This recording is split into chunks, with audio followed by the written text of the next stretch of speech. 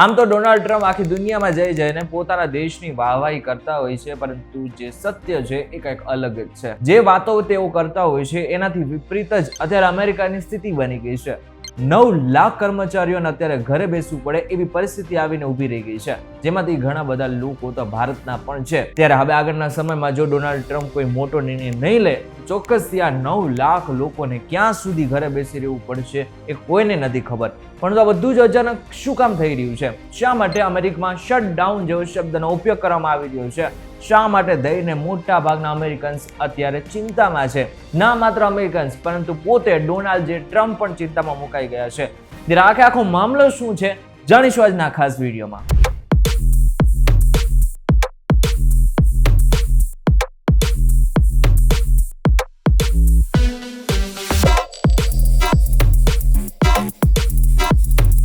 નમસ્કાર અને welcome back fox VTV digital ઉપર તમે જોઈ રહ્યા છો ડેલી ડોઝ અને હું છું આપણો દોસ્ત કરણ ચડોતરા. હવે આમ જોવા જઈએ ને તો અમેરિકાનું જે નાણાકીય વર્ષ ને 1 ઓક્ટોબરથી શરૂ થઈ રહ્યું છે, પરંતુ એ પહેલા જ કોંગ્રેસે 438 ફેડરલ એજન્સીઓ માટે બજેટ પસાર કરવું આવશ્યક છે. હવે જે ડોનાલ્ડ ટ્રમ્પની જે સત્તાધીશ પાર્ટી છે એમને એક બજેટ રજૂ તો કર્યું છે, પરંતુ અહીં એક ટ્વિસ્ટ છે. ટ્વિસ્ટ એ છે કે યુએસ કોંગ્રેસમાં બે ભાગ છે. પહેલું હાઉસ ઓફ રિપ્રેઝેન્ટેટિવ્સ અને બીજું છે સેનેટ. હાઉસમાં રિપબ્લિકન્સનું બહુમત છે, એટલે ત્યાં બિલ સરળતાથી પસાર થઈ શકે છે, પરંતુ સેનેટમાં 60 મતની જરૂર છે. અને મહત્વની વાત તો એ છે કે ડોનાલ્ડ જે ટ્રમ્પની પાર્ટી છે એમની પાસે માત્ર ને માત્ર 53 મત છે.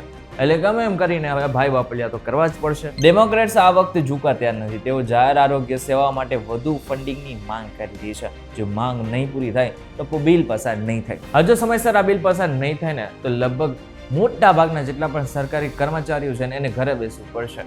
મોટા ભાગની એજન્સીઓ કામ નહીં કરી શકે. આનાથી પણ વિશેષ 9 લાખ જેટલા કર્મચારીઓને ઘરે બેસવું પડી શકે છે. જો સરકાર પૈસા નહીં આપે તો તે કર્મચારીઓને પગાર નહીં આપી શકે, રાષ્ટ્રીય ઉદ્યાનો કે મ્યુઝિયમ ચલાવી શકશે નહીં અને લશ્કરને પણ પૈસા નહીં આપી શકે. અને તમને જણાવી દો કે અત્યારની જે પરિસ્થિતિ છે એ સતત ગંભીર બનતી જઈ રહી છે. હવે તમને જણાવી દો કે જે શટડાઉનની આપણે વાત કરી રહ્યા છીએ એ શટડાઉન પહેલી વખત જ નથી થઈ રહ્યું. ડોનાલ્ડ જે ટ્રમ્પની સરકારમાં જ 3 વખત ઓલરેડી શટડાઉન થઈ ચૂક્યું છે, જેમાં એક 3 દિવસ માટે, એક થોડા કલાકો માટે અને એક 35 દિવસ માટે, જે અમેરિકાના ઇતિહાસમાં સૌથી લાંબો હતો. એનાથી અર્થતંત્રને $3 અબજ નુકસાન થયું હતું. અને જો આ વખતે શટડાઉન થશે તો ચોક્કસથી ફરી એક વખત મોટું નુકસાન થવાની શક્યતાઓ છે.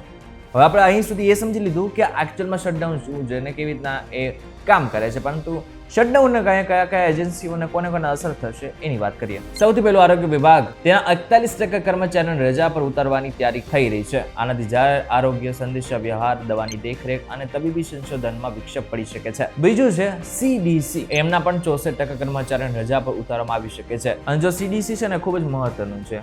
HIV થી લઈને ડાયાબિટીસ થી લઈને જે પણ કંઈક મહત્વની વસ્તુ હોય છે, મહત્વના આરોગ્યને લઈને નિર્ણય લેવામાં આવતા હોય છે, CDC દ્વારા લેવામાં આવતા હોય છે. અને એને જ કારણે જો હવે કર્મચારીઓ ઘરે બેઠા રહેશે તો ચોક્કસ આગળના સમયમાં એને પણ અસર થઈ શકે છે. ત્રીજું છે NIH, જેના 75% કર્મચારીઓ રજા ઉપર ઉતારવામાં આવશે. ચોથું છે FDA, જેના 86% કર્મચારીઓને ફરજ ઉપર રાખવામાં આવશે, પરંતુ દવા મંજૂરીની ગતિ પ્રભાવિત થઈ શકે છે. પાંચમું મેડિકેર અને મેડિકેડ સેવાઓ, જેમાં લગભગ અડધા કર્મચારીઓ કામ ઉપર રહેશે, જેથી આવશ્યક સેવાઓ ચાલુ રહેશે. તમને જણાવી દો કે અગાઉ જે શટડાઉન થયો હતો એની અંદર જે ડોનાલ્ડ જે ટ્રમ્પ છે એને વળતર આપ્યો હતો, પરંતુ આ વખતે એવું લાગી રહ્યું છે કે લોકોની નોકરી પણ જઈ શકે છે અને ઘણા બધા લોકોને લાંબા સમય સુધી ઘરે બેસી રહેવું પડી શકે છે. અને જો આવું થશે તો અમેરિકાના અર્થતંત્રને સીધી અસર થઈ શકે છે.